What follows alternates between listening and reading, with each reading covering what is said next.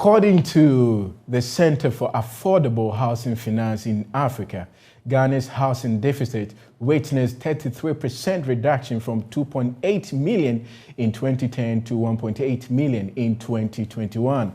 For such a reason, most citizens strive to build their own houses, but the challenges that come with this attempt is never encouraging. Many people start their building but never get to live in them. Some also end up selling them off midway.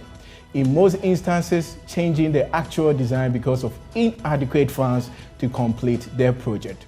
What could have been done better to avoid these unpleasant experiences?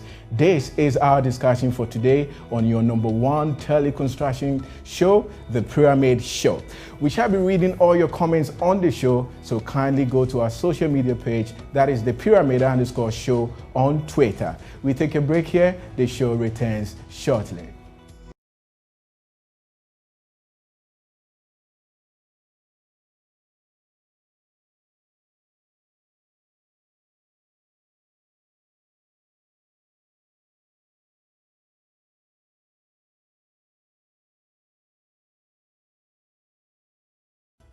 Welcome back. My name is Emmanuel Owusu-Ansah, and today we are looking at the journey to build a house, what you must know. In essence, what we are trying to say, the checklist for you when you decide to build a house. In recent times when we started the show, most of the comments that came in were the troubles people were having. Some have embarked on this journey and are caught midway. Others are confused with even the actual design, they received from their architects and want solutions. So by popular request, the production deemed it fit to have a special discussion on this subject. And my guest in the studio today is none other Sami Kofi Amega-Yibo. He is the CEO for Homes Direct Limited, a real estate company here in Accra, and also currently the Executive Secretary for Ghana Real Estate Developers Association. Sami, thank you for joining us and welcome to the studio. My first question, the very first, decision to do or to make once you conceive the thought to, build a house should be? I think it stems, good afternoon to your viewers. Yeah. This subject this is like the part 3 of the series. And it stems from what we discussed last week. And you remember we emphasized a lot on professional consultation. It is the fundamentals that you have to get right. You need to speak to somebody in the profession to guide you and assist you to understand what you need to know to move forward. So remember last week we discussed it a lot. So we'll just brush over it as what you need to do. And in Ghana, we are usually, our educational system and our structure is based on the British system. And we identify mostly the architect as the lead consultant when it comes to project consultation. But depending on what jurisdiction you belong to, you may have other different professionals leading it.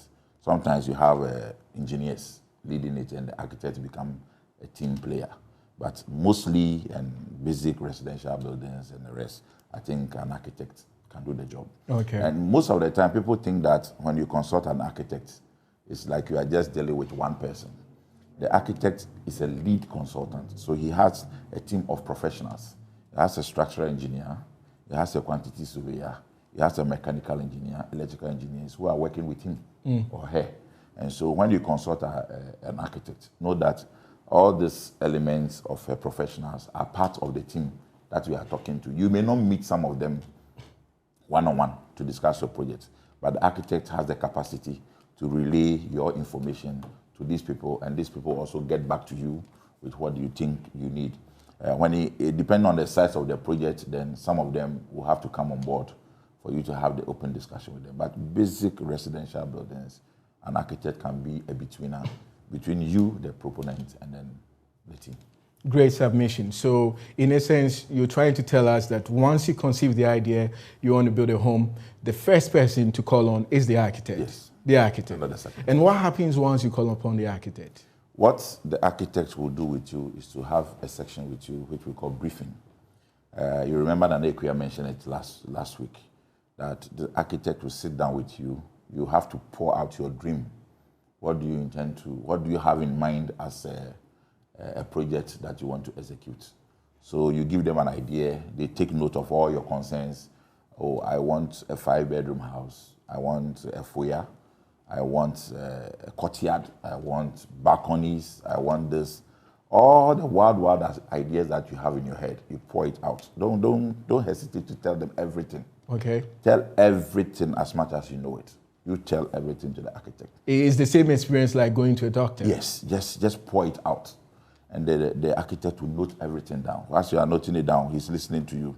You'll be making subsequent comments, and you see him making certain notes down. Because you realize that your aspiration and your expectations, sometimes they will be clashing. And you'll be making some of these notes down. Even your financial capabilities and all will come to play. So when you are done giving all these details, then he will also get back to you and say, you said this, you said that. But based on this and that, this may not work. Sometimes the land size might be a reason why what your aspiration is will not work. Sometimes your budget, what your pocket may meet, may not respond to what you are hoping for. So they can guide you to maybe start small and then give you designs that are expandable. So as your circumstance change, then you can add on. But though, trust me, the architect will do a professional job. That is why last week I was emphasizing on the difference between an architect and a draftsman. Draftsmen don't have that capacity. Okay. Some of them have worked with very good consortiums, so they have acquired some of the knowledge. But don't compare. The work of an architect is completely different from the draftsman. And the relationship here is that once you have done all this briefing and the architect jots it down, they come up with a concept sketch. It is after they've done all this that they give that concept sketch to the draftsman to then translate it into a technical drawing and prepare it for you to send this thing for building permit. Okay. So that's the relationship. It's just like the doctor and the nurse as well. You see a doctor, the doctor listens to your concerns, he gives you prescription, and the next thing you do is you step out, give it to the nurse. Is that not it? Exactly. The nurse will direct you, go to the pharmacy, come for injection. It's the same thing.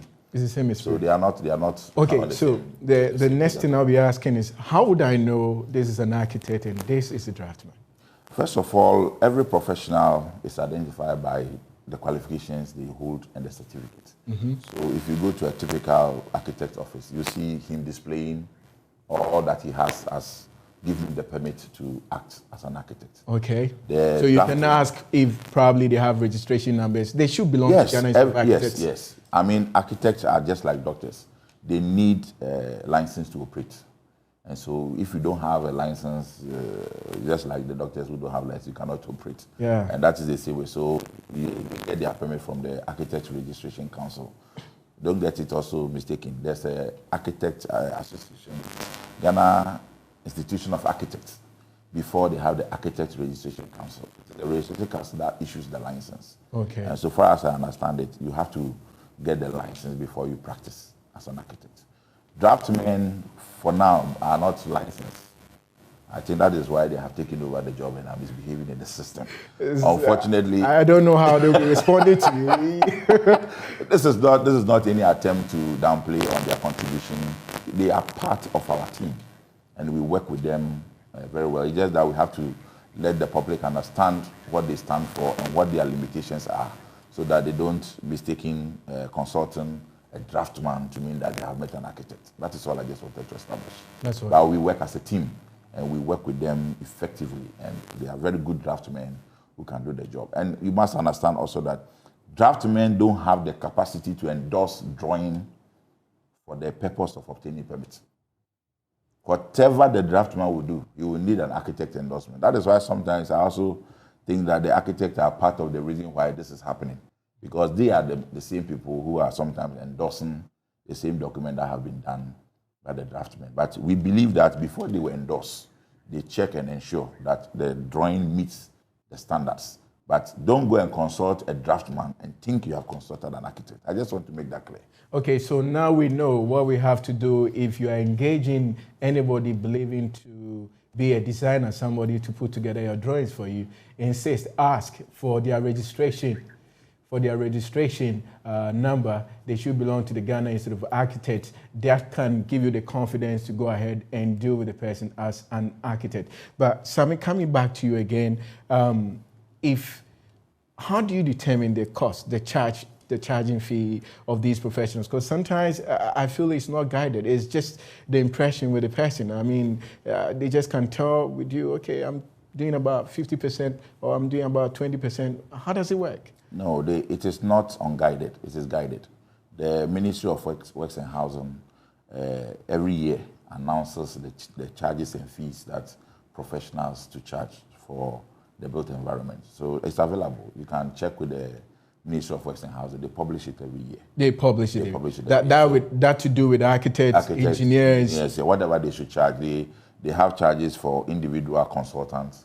The maximum, usually they are concerned about the maximum because everybody has a right to negotiate. Okay. So even much as the regulation or the fees come regulated, you can negotiate. In fact, you can negotiate lower.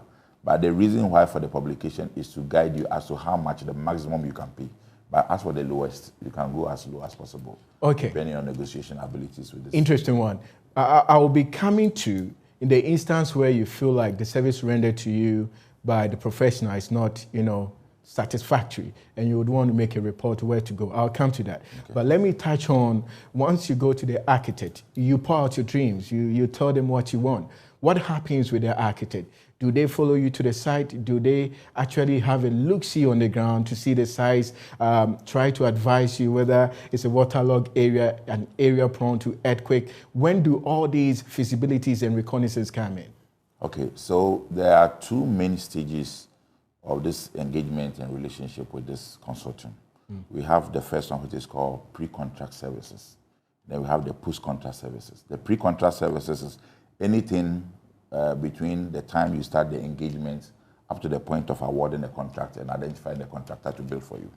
And the post-contract services is when the actual construction takes place. Okay. So you realize that most of the time, the consultation takes place at the pre. And most people ignore. As soon as they are done with the pre and they get their building drawings, permits given, they think they know what to do and then they stop. But then the pre is very critical. So you go through the visitation to the land site, because before the architect can even come up with a design for you, you must understand the nature and the conditions on the ground where your land is located. So you have to organize this site visits with the team to go and take some information, physical information, and then you may have to actually test the soil. That you cannot see with your eye. So you need to geodetic engineers will come and take soil samples at various positions on the land to find out what is the land strata, what is in the land, so that whatever foundation they will eventually design for you will be able to sustain. And so basically this is what happens. They take you to the site, they engage you, and then a lot of discussions go on beyond that as well. Okay, so Sammy, I would want to believe that the design by the architect is going to influence the kind of material you're going to use for the construction of your home. At that point, when you go to the architect, can you insist, can you really make your statement clear and vivid that, look, I choose to do a brick house, I choose to do a plasterboard, a drywall. Can you tell them, as against maybe the advice they give you, can you insist? Or it should always be their recommendation? No, the architect will listen to you, as I said, your dream, what exactly you want. Even some suggestions in terms of material input will come from you as the client. But he is the professional, he or she is the professional. Based on the site visit, will be able to tell you that this and this may not work, this and this are my other recommendations. And a professional cannot take an insistence from a will-be property, because he doesn't, the one who is insisting that I want this does not know what he's asking for. So it is in your professional ethics to advise the person against it. And there are certain times that professionals have even refused to take job because of some of these situations. Okay. That they insist, I want this. But because his professional certificate, his professional integrity is at stake, he can look you in the face and tell you that I am suggesting that this is what it is, this is what I think is best under the circumstance. And if the client insists that he wants it the other way, and he thinks that it will frown on his professional integrity and ethics, he can just tell you that I'm sorry, then I cannot take this job. Look for somebody else who will do it for you. Great. So now, earlier on, I told you I'll be coming to this. Yeah. In the instance where I feel the service rendered is not satisfactory, and I want to make a report, is there a body that I can present my case that I worked with so and so, and I don't think he or she has treated me well? Yes. Most of these professional bodies have associations and regulation authorities, like the Institution of Engineering. They have, in fact, they are a strong body. They have their regulations that guide their practice. And as so far as the person is wrong and has offended you, you can make an official application. So you want to mention the official institutions we have? Yes, Ghana Institution of Engineers, Ghana Institution of Planners, Architects Registration Council, Ghana Institution of Surveyors. Then we have even contractors. We have Association for Building and Civil Engineering Contractors of Ghana.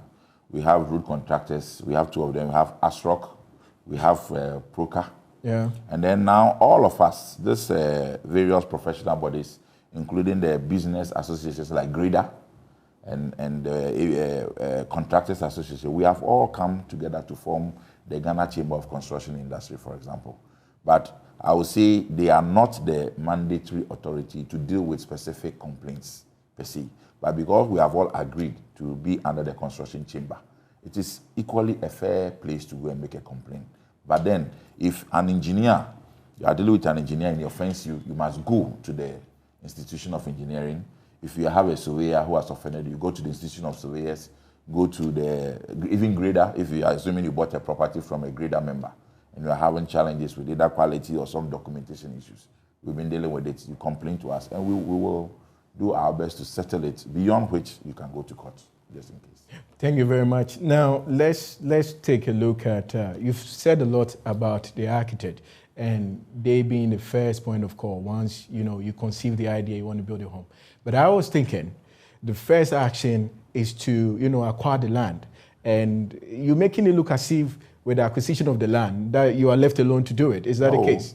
I think you need a professional to lead you on that to avoid... Yes, even the land search can also be done through that. But I'm thinking that should be the first thing, because before you go to the architect, you should have the land, the size, or it's rather go to the architect, get your drawings before you go. When I accept professional consultation, okay, it's all inclusive. It's all inclusive. Buying land, you shouldn't assume that it is just like anything you can just go and buy. Okay. You need professional. I mean, to identify a good land, you need the technical eye. But that's not the case. What I can find on any land you send me to, you have no idea what I can look out for. Yeah, as soon as I land onto that piece of land. Convince us why we should use professionals like yourself once we are buying land. What would you find? People have bought land in the dry season, only to find themselves in the wet season that they bought the wrong land. Interesting. But if I go to a land, there are so many things I'll look for. First of all, I'll speak to people in the locality, find out from them what are the seasons patterns like. That is something you may not know. Because you went there during the dry season, your assumption is that the place is good. You look at the weeds, the kind of plants and weeds that grow in the vicinity. The weeds and the plants? Yes. Can inform you? It can inform you. There are certain plants that don't grow in dry area. Give me an example. Give me a typical example of such plants that you think once you see them, Have you seen those thin grass? The plant is called inchecha. Okay. You see that thin grass that grows so tall and green? Mm-hmm. That has some. Yes. When you go to any land and you see some of these things growing in that area, that tells you that is a very swampy and waterlogged area. So you should run away? Well, there's something you can do. You can improve. It's not like run away, but it should inform you that is a waterlogged area. Okay. Because lands can be improved. Even people are living on water. I hope you are aware. Oh, yes. So as for engineering, it has solutions to every situation. It's just that you should be informed and know that there are certain cost elements that you may be faced with if you bought such a land. That doesn't mean that you cannot live there. You may be able to live there. But then it will inform you, the architect will then know what kind of engineering work that must take place in the substructure before you be able to determine that I want to go for it. Some people have interest in specific areas so much that they will want to go for it, irrespective of what you tell them. Even if it's raining fire. Yeah. So you just have to bring them to speed on the technical considerations. And if they appreciate it, then as a professional, you design something to augment the situation of the land, and they will still be able to live there. That is where professionalism comes in. Oh, okay. Okay. So then who are the professionals we need to engage before I go for commercial break? Who are the professionals we need to engage before, we acquire land? The land? Yeah. Oh, it can also be done by an architect. An architect? Yes, it can be done by an engineer. It can be done by geodetics. These are people in the professional planner, all of them. You see, our courses have been designed, the course that we go through in the universities have been designed in such a way that we learn bits and pieces of everything that is environment, that is building environment situations. Okay. So we don't just go and learn one area. No. They teach us everything concerning the basics. And so all of us have a fair idea of what to look out for when it comes to some of these things.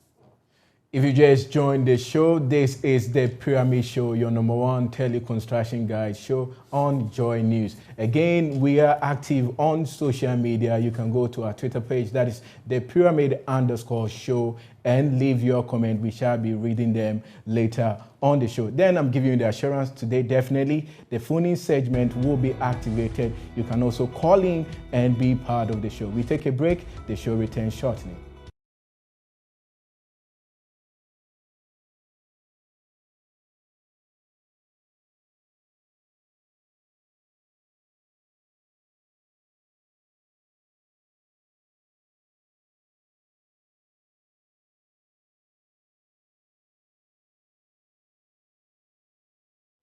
Thank you for staying and welcome back. It's now time for the interactive segment with Audrey. Thank you, Emmanuel. So we have interesting comments coming in on our interactive segment. So we have our first comments coming from Prince. And Prince says, the chief engaged me with about 3 plots of land and all was sold. I was very bold to take one because mine would have been wasted. And I had serious issues with land guards. My contractors were also stealing building materials. Let's be vigilant. Our next comment coming in is from MK7. He says, ideally, hiring an engineer for your building project is always the best. The challenge is that there is a seemingly huge gap between the average Ghanaian looking to build and the professionals in terms of charges and their roles. A lot of education is needed in this regard.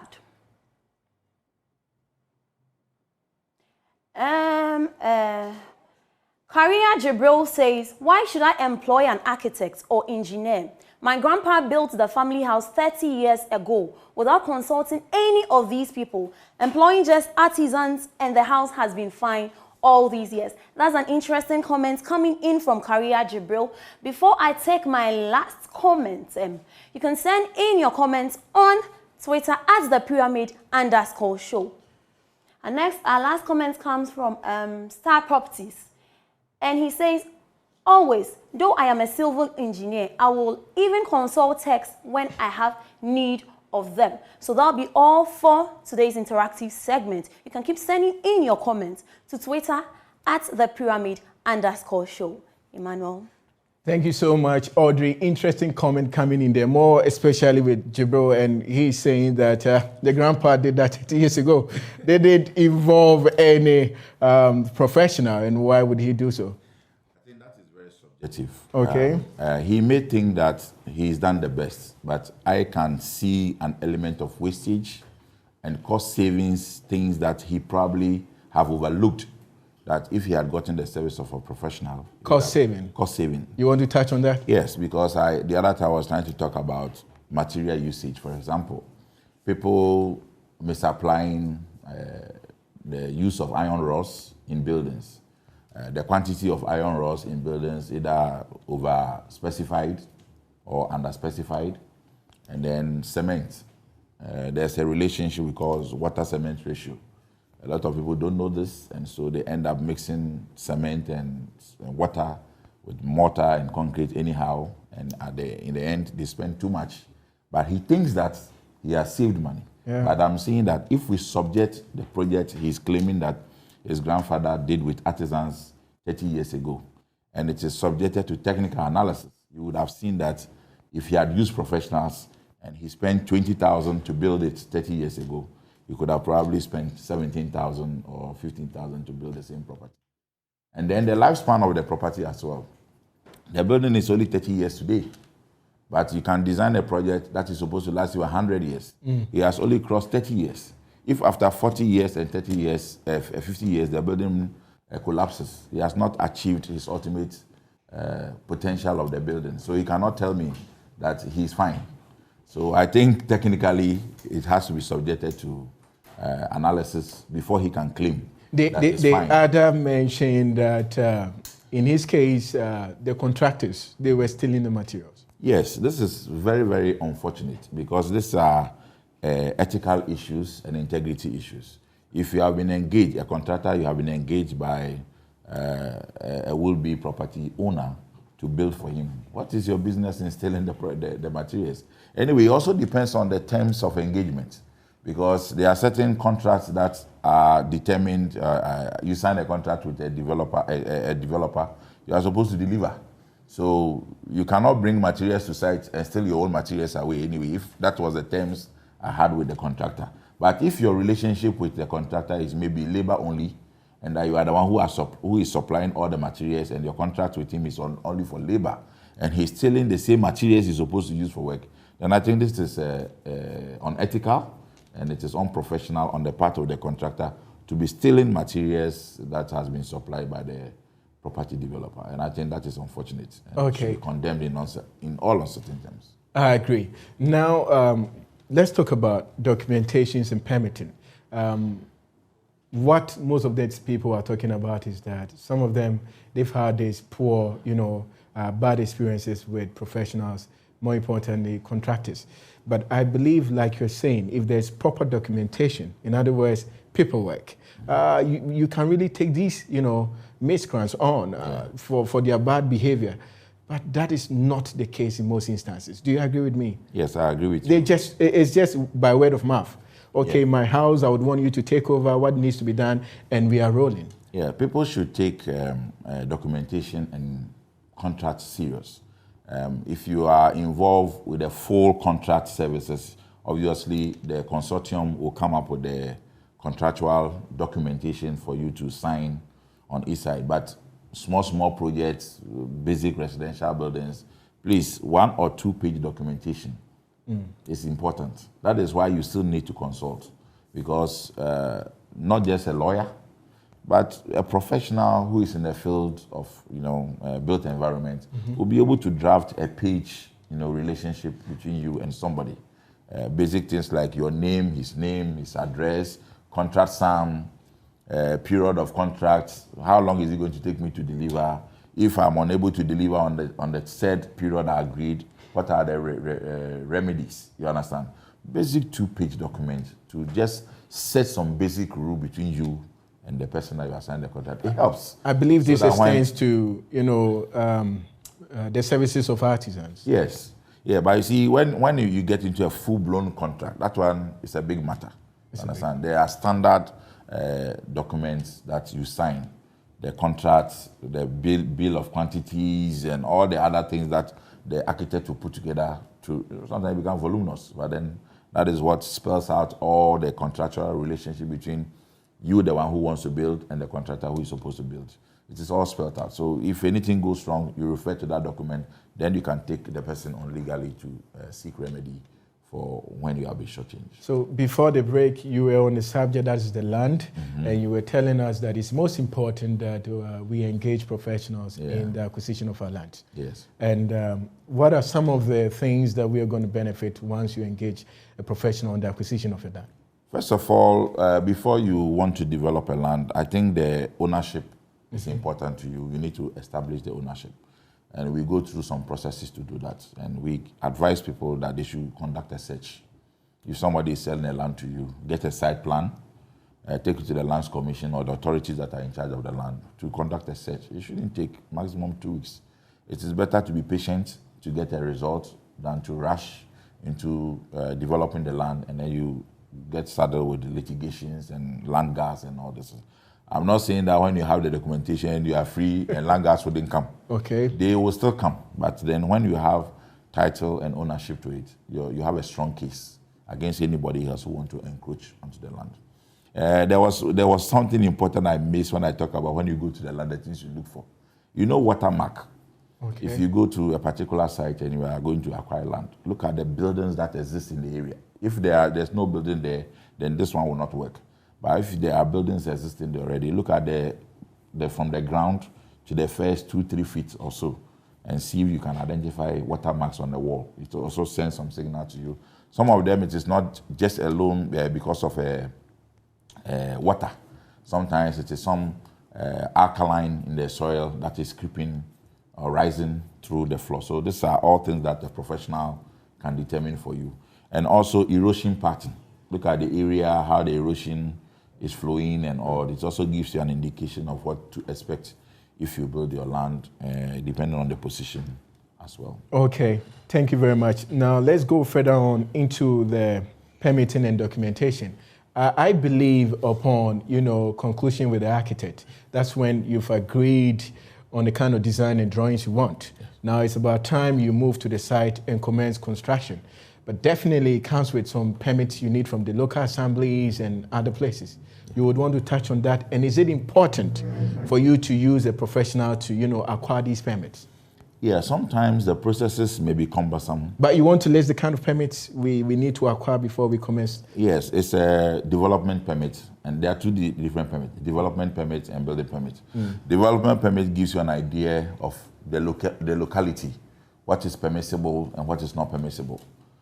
You obtain same from the Metropolitan Assembly. But the building permit is specific to your project that you are developing onto the land that you need to seek a permit from. And basically, you may want to do it on your own if you have the time and the energy to do the follow-ups. But sometimes the architects and the consortium take it upon themselves to acquire the building permit for you. In fact, in other jurisdictions, it is even incumbent on the architect and his team to seek the permit for you. And you don't have the right to even go and obtain the permit. And then they leave the supervision of the structure also to the consortium straight away, so that we are sure that professionalism is entailed from the beginning. Okay. But that is not the case in Ghana. That's the only permit document you need? No, you need a set of building drawings.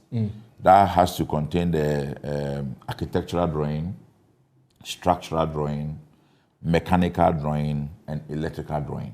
And you have to have this in 4 sets to submit to the authority. And then you fill in an application form, including proof of ownership. Okay. Some document to show that you own the land. I'm hearing that the proof itself is not a prerequisite requirement, because there are so many litigations ongoing. And so they don't necessarily want to say, bring land title to show to me that you own the land. But then you have to show some proof that you own the land for them to add it to it. Then depending on the size of the project, you add other things like EPA permits, fire permits, and then traffic impact assessment certificate for structures that are bigger, like commercial buildings and apartments.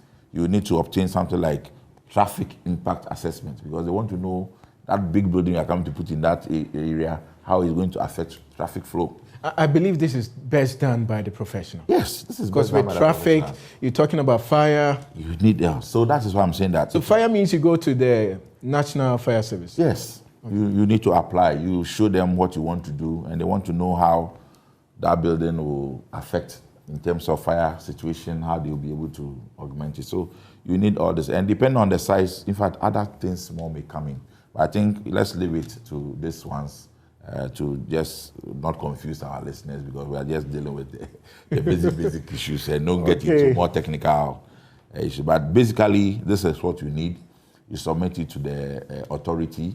They will come, they will designate an officer to come to the site where you intend to build, check this document against the location of the land, and then they will decide whether to permit it for you to go ahead and build or not. Okay, so it's now time for you to also come on the show with your call. You can call the number that's 0302 211691, 0302 211691, and also join the conversation ongoing on here in the studio. Sammy, my next question will be, that is with financing. You agree with me, I think about 2 weeks ago or last week, it should be one of these weeks, one lady called and said she started the project with her husband, and I think it's about 6 bedrooms. The second accrediting. Right? Second accrediting. 12 bedrooms. And she's saying that now the husband is even passed. They began the construction and now they are stuck. What could have triggered that? I want to believe it's funds, but could they have, putting themselves, ordered themselves, arranged themselves maybe financially better to approach that? Probably the size of the building was not right. And also maybe even the kind of glasses or maybe the windows, the kind of tiles they decided to use probably was more expensive, keeping them that long on the project.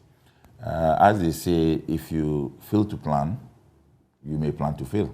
So consulting the architect, he will help me, guide me on all guide you on all these things. You see, people have ambitions of living in grandiose houses. And so they start on a very large note, and then they end up getting this project uncompleted. Okay. If you met an architect or professional, for example, and you tell him that I want a 6-bedroom house, they can come up with a design by which you can start with only 2 bedrooms, and then as and when your circumstance change in terms of finance and your family size, you will be adding on, and nobody will see anything at all. All they see is that, oh, this house was just 2 bedrooms, then it has transformed into a 3-bedroom, it has now 4-bedroom and 5-bedroom. Sometimes they will design the structure in a way that you can put in the major structures. It depends on your finance. They look at what you have at hand. And then they can put in the basic structure, so you put the structure in place, and then the infills are left, okay? So you add on. And then sometimes too, I tell people and advise people all the time that your primary objective or interest is to get your building functional when you have funding issue. Cut down the luxury features from the beginning. You see somebody has not even built his structure and he has bought a jacuzzi. And I don't know what the jacuzzi is going to do for you when your building is not even completed with a door. And then people have wild ideas that don't bring functionality to the building. So when you are building and you don't have enough funds from the beginning, talk to your professional. Let them concentrate on functional aspect of the building. What will work and make it a house? What will work and will make it a room? So that you don't spend money and buy luxury things. Some people cannot afford air conditioning, but are interested in fixing heavy glasses and this kind of what they call sliding door. It has become like a fashion. People are just fixing windows that is making them sweat every day in their rooms.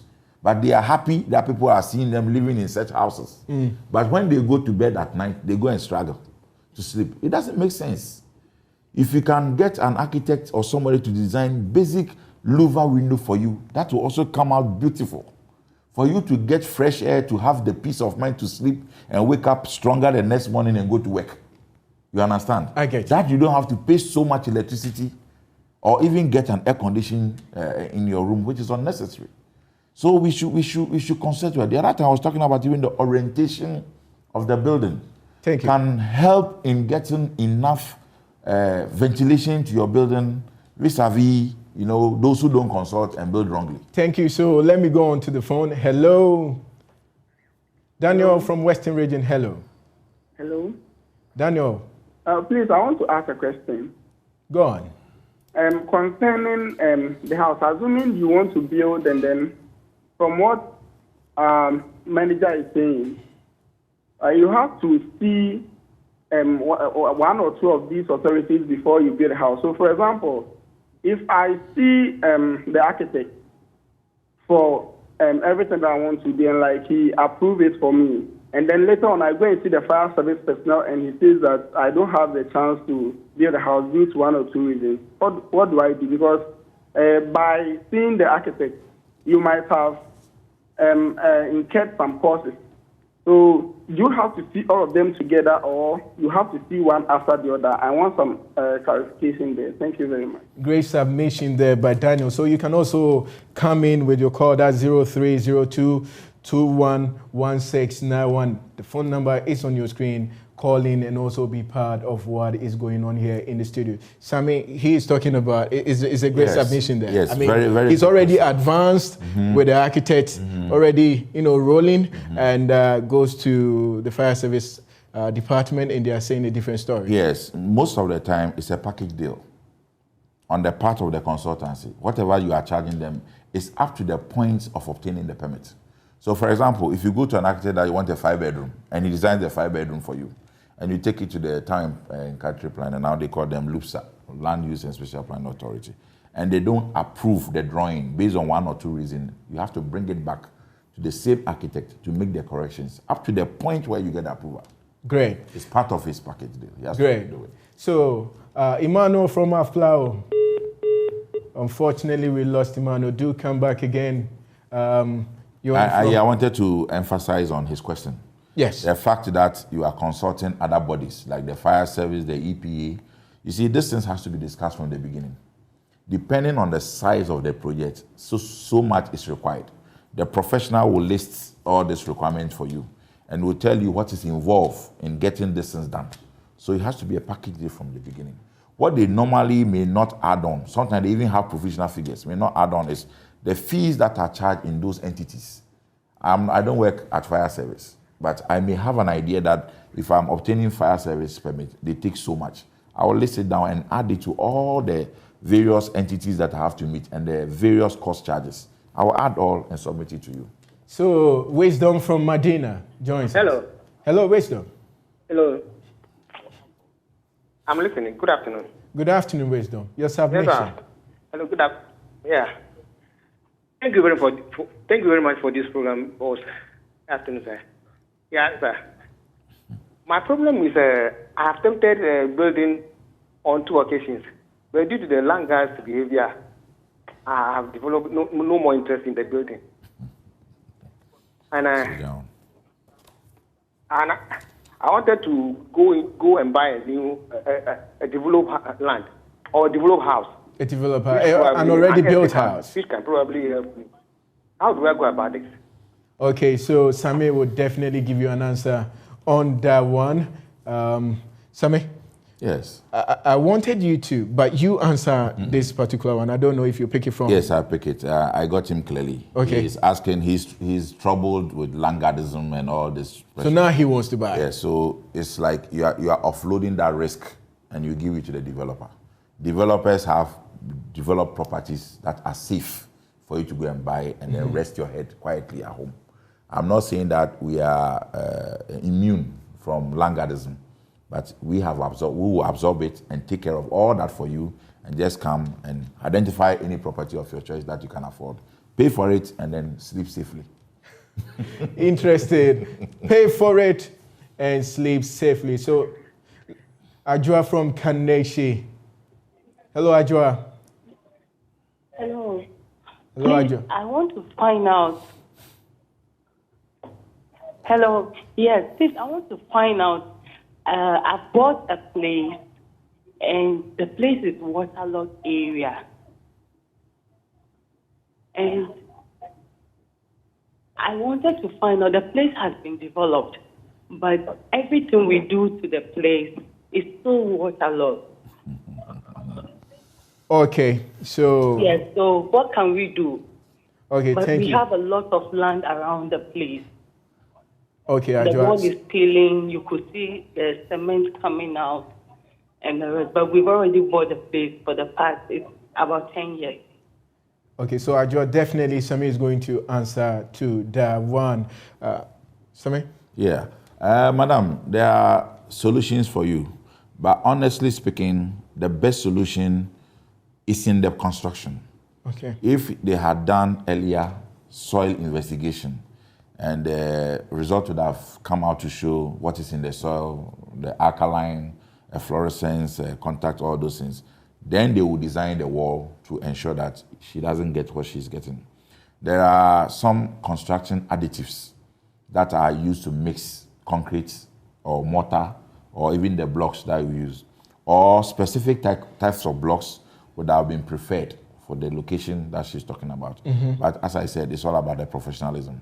If they had consulted earlier, they would have done a lot to augment it. But where they have reached, it is called management. Yes, they will have to manage the situation. It is very expensive to manage it. And there are some prescribed solutions lately. There's a company called MC Bauchime, a German company in the country right now. Sam, you're going to pay me for that. Okay, but I know NML probably is watching. MC Bauchime, NML from the marketing officer there. My greetings to him. So you can go on. I was just so they can give you some solution. There are some treatments that you can do to these walls as they are, and the walls will change from the way they function now to a more resistance. There are some treatment that they call, somebody will say, the walls will be injected. You see, look at the situation with an unhealthy person going to the hospital, and then they will put a little injection at your back or your shoulder, and then the medication travels through your entire body system and treats you. There is treatment like that for these walls that they can identify certain spots within the wall and put these chemicals through them, and these chemicals will run through this wall and then solidify all the water that is coming up to make it more resistant to the situation that they find. But she needs to consult professionally to get it treated. So, Sammy, we're getting close to the end of our show, but I would want us to touch on more with the Takra Day submission I told you earlier. Yes. That is one, I believe, people go into the building of their homes not thinking about the size, not thinking about when they really intend to move in, forgetting the fact that because of the long delay on the project, they end up even moving into the project when their children have even left them and gone. So what was the purpose of getting that size? Exactly. Others come to, the page, the social media page, and the DMs read, okay, they've already started a double story, a 3-story, and now the challenge with them is what they call the floor, technically called the slab, and they are confused. But I believe that if they had proper guidance, they wouldn't have even thought of trying to do a story building where they'll be doing more iron rods, concreting, just a simple roof in the down. So talk about the costing, the funding, and how they can, do something with the small they have. And probably other avenues where they can sort for funding. Yes. First of all, I will also say it is never too late for anybody who has started a project and it doesn't know how to continue. It is still never too late to still get professionals in wherever you are so that they can see how best they can change things for you. And then there are funding options also. If you have title land, these days there are so many banks that are funding mortgages that are used to complete buildings. So they need to speak to, unless you want to permit me to mention their name. Clearly no. Okay. Clearly no. There are some banks that you can speak to when it comes to funding for uncompleted projects. They are there. And then with the big sizes of houses, please, let us desist from that and start small. Okay. As I explained to you, if you get an architect, no matter where you have reached, the lady who spoke to us last week, I think it's never too late for her. They can retrofit the property and she can start benefiting 2-bedroom, 3-bedroom and adding on to make use of the entire 12-bedroom. Okay, joining us from Bolliger, and you are my last caller. Hello. Hello. Your name, sir? My name is Gaspard, calling from Bolliger. Okay. Yes, my situation is quite similar to the last caller. My place is not necessarily in a waterlogging area. Well, so it's a low-lying area. But I don't see water ponding there also, but it's close to maybe a gutter. And I have built, I've been living there. But what is happening now is that after every rain season, I see the bottom of the first 1 meter of the wall showing wetness. And then you can see that pieces of the cement is peeling off.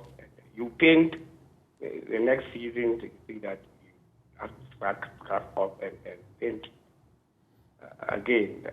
It's troubling. friend told me because maybe I didn't put some waterproof rubber or so. Now the building is already there. We are living there. I don't know what to do.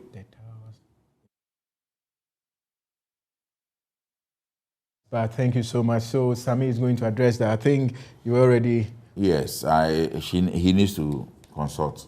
He needs to consult. But he can get her. But this is as a result of what we call capillary action. And then it may also have some alkaline salt content that is giving this efflorescence. That's why you see some whitish, as if the building has been given powder. You see those whitish things at the bottom. We call it efflorescence. I never knew buildings can be giving makeups. You are the first person telling me this. Yes. It's a chemical reaction. Okay. From the ground that gives it. And it's very troublesome to treat. Okay. And so it is, like I said, the solution is in the construction. And that is why when they say go and do soil investigation, you see them crying. It is too expensive. Why should I? Please, if you don't take care of this early costs, yes, you will pay more in the future. You will pay more in the future, and I believe you definitely want to avoid that. You wouldn't want to be paying more in the future. So you would want to, at the inception, I mean, from the commencement, involve the professionals. There they are going to tell you what you need to be doing to avoid all these troubles in the future. We have some few minutes to go, but then let me take time to tell you this, that after the show, we are not just done. You can contact us on our social media page. That's on Twitter, the pyramid_show. DM us, leave us a message, and we shall be responding to you. If there's a trouble you have, even with the built house you're already living in or yet to be completed building you are building, just tell us, and we shall recommend some few experts to you. Sami is always here. He's part of the team, and he's also going to get it resolved for you. But Sami, my final questions will be with the financing. That is a major challenge. And I believe that aside them not understanding the funds available, I also believe that, just as you were saying, most people going for materials way beyond them. In places where they can do dry walls, they still want to do the traditional blocks and cement. Meanwhile, they can, introduce plasterboard or probably bricks. Look for other materials. You don't really need a slab, a next floor, when you can just do a simple roofing. Yeah, most of us are only exposed to the traditional construction method. What we know, block work and concrete. Block work and concrete. There are so many ways to do these things now. Even the sizes, there are so many ways. There are so many prefab technologies now that you can do in conjunction with the traditional method here and there. As you said, there are so many options. It is all about consulting. And I think if people do it, they will see the benefit of the consultation, because most of their concerns will be addressed. Their financing issues, the technical challenges they are having, it is all in the consultation. And you see, so when people say they are fine, it amazes me. They are not fine. Your finance submission is because they have not been hit yet. When you build a house, it has a life cycle, a lifespan, 50 years and 100 years. You have built a house 5 years, you're already rejoicing. Okay. You have done the best. No. So thank you very much, Samuel Kofi David Amegaibo. Currently, he is Executive Secretary for Ghana Real Estate Developers Association and also the Managing Director for Homes Direct Limited. If you're looking for a house, you want to call on me, I will direct you to him. And also our highest appreciation going out to our audience, our viewers. We'll be coming your way same time next week. Be good.